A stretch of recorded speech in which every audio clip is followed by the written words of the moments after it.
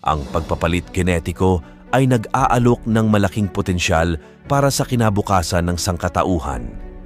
Maraming siyentipiko, kasama si David Sinclair ng Harvard Medical School, ang nangangarap ng isang hinaharap kung saan maaari nating baguhin ang ating mga gene upang palawigin ang ating buhay at mapabuti ang pangkalahatang kalusugan.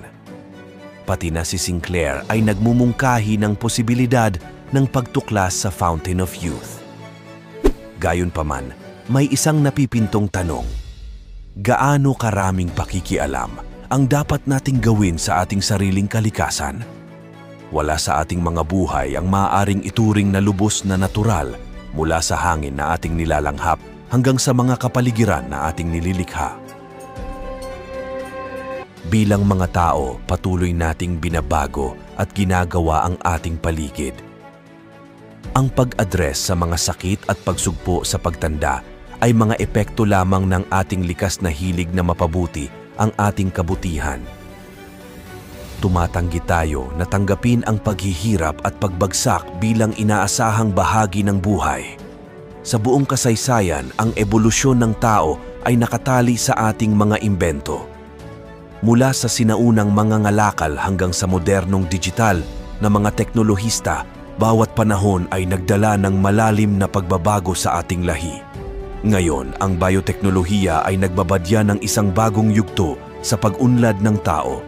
Nagkakaroon ang ating mga katawan ng dalawang mahahalagang uri ng impormasyon, genetic at epigenetic. Habang ang genetics ang nagpapamahala sa plano ng ating mga selula, ang epigenetics ang nagpapabago kung paano ang impormasyong ito ay ma-access at gamitin. Ang epigenome ang nagtatakda ng espesyalisasyon ng mga selula at nagsasaayos ng komplikadong pag-unlad ng tao. Sa kabuuan, nananatili ang ating genetic makeup na pareho sa lahat ng selula, ngunit ang mga epigenetic factor ang nagbibigay buhay sa kahangahangang iba't ibang uri ng selula sa ating mga katawan. Sa pamamagitan ng pag-unawa at pagsasanay sa mga komplikadong mekanismo na ito, mayroon tayong susi sa pagbubukas ng mga hindi inaasahang pag-unlad sa kalusugan at haba ng buhay. Ang genetic engineering ay naglalaman ng malaking pangako para sa kinabukasan ng sangkatauhan na may mga siyentipiko tulad ni David Sinclair mula sa Harvard Medical School na nagmumungkahi ng potensyal na buksan ang Fountain of Youth sa pamamagitan ng pagbabago ng gene. Gayunpaman, habang mas lalalim tayo sa pagbabago ng ating genetic makeup, hinaharap natin ang mga etikal na suliranin.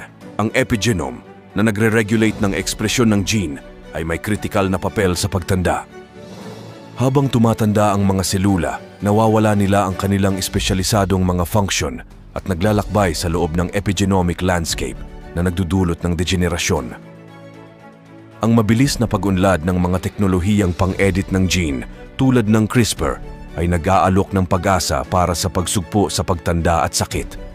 Ang pioneering work ni Jennifer Doudna sa CRISPR ay nagbukas ng mga posibilidad sa genetic manipulation.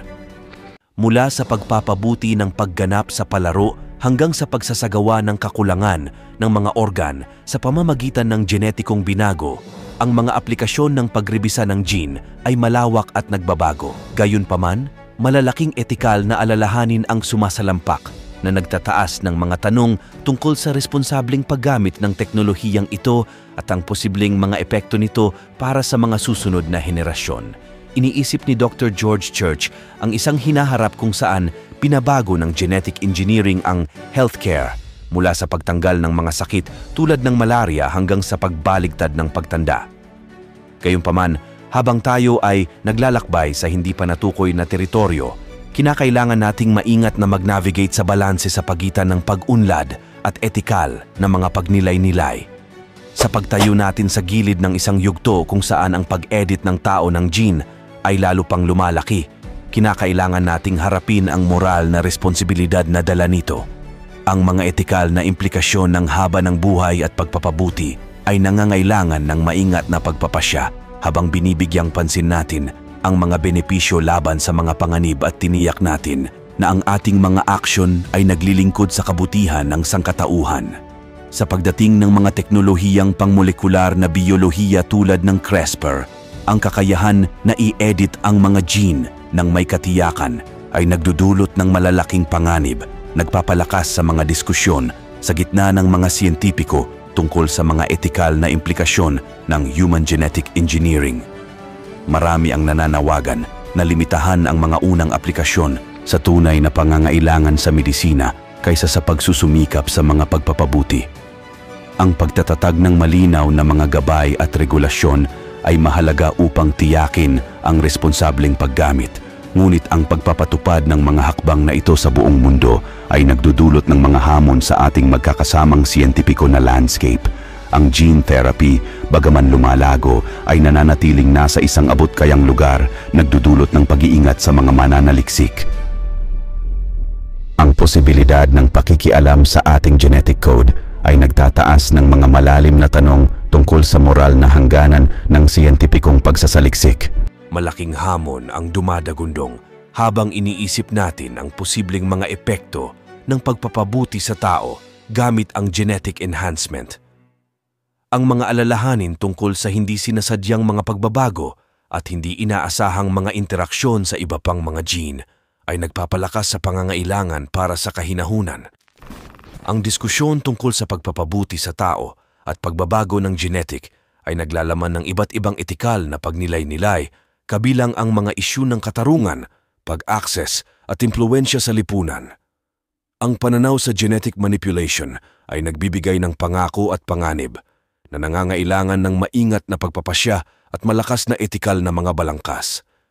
Sa pag-navigate natin sa mga komplikasyon ng genetic engineering, malinaw na ang pag-unlad nito ay magpapabago sa landas ng sangkatauhan na nagpapalakas sa pangangailangan para sa maingat na pagnilay-nilay sa mga implikasyon nito.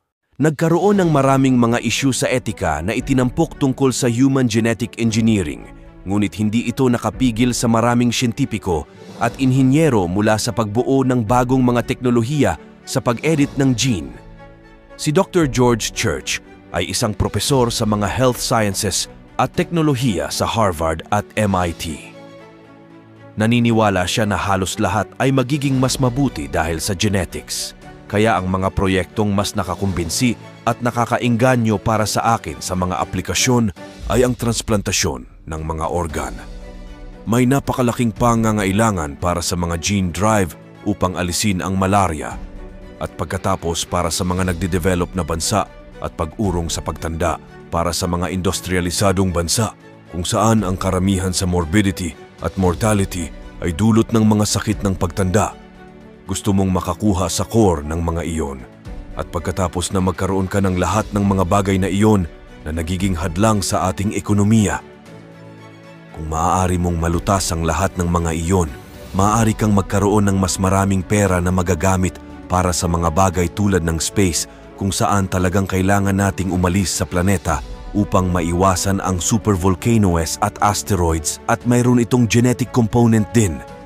Habang lumalapit ang teknolohiya ng genetic engineering sa isang walang kapantay na panahon ng pag-edit ng gene ng tao, ang mga implikasyon sa etika ay nagsisimula ng lumitaw sa kung paano balansehin ang ating pagnanasa para sa haba ng buhay at mga pagpapabuti sa ating takot sa maling paggamit ng teknolohiyang ito. Ano ang moral na responsibilidad ng mga siyentipiko at tao sa mga susunod na henerasyon? Ito ba ay isang pagkakataon para sa pag-unlad ng tao o isang nakababahalang sakuna na paparating? Nagsisimula na tayong makarating sa punto kung saan hindi na natin maaring balewalain ang mga tanong na ito. Sa mga teknolohikal na pag-unlad sa biyolohiyang molekular tulad ng CRISPR na nagbibigay daan para sa mga partikular na pamamaraan sa pag-edit ng gene, maraming mga siyentipiko ang nag-aalala sa malalakas na potensyal na panganib ng human genetic engineering. Umaasa ako na ang mga unang paggamit ay limitado sa tunay na pangangailangan sa medikal kaysa sa kung ano ang maaari nating ituring na mga pagpapabuti.